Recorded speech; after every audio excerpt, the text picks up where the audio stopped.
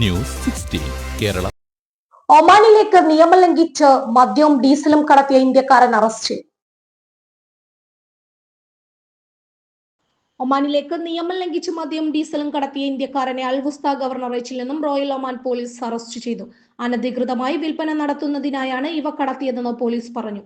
ഇയാൾക്കെതിരെ നിയമ നടപടികൾ സ്വീകരിച്ചു വരികയാണെന്ന് ROP അറിയിച്ചു. അതേസമയം ആരോഗ്യ മേഖലയിലെ തൊഴിലവസരങ്ങൾ വർദ്ധിപ്പിക്കാനായി മസ്കത്ത് ഗവർണറേറ്റ് ഒരുങ്ങുന്നു. ആരോഗ്യ മേഖല തൊഴിൽ ഭരണ സമിതിയുമായി ചേർന്ന് വിവിധ മെഡിക്കൽ സ്പെഷ്യലൈസേഷനുകൾ ലക്ഷ്യമിട്ടുള്ള പ്രധാന തൊഴിൽ ഒമാനൈസേഷൻ സംരംഭങ്ങൾ സജീവമാക്കും.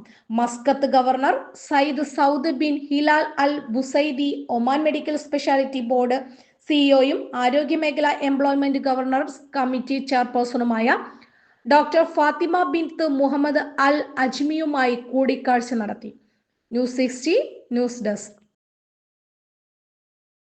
പക്ഷമില്ല, വിവേചനമില്ല. നേരിനൊപ്പം, നാടിനൊപ്പം, നാട്ടുകാർക്കൊപ്പം.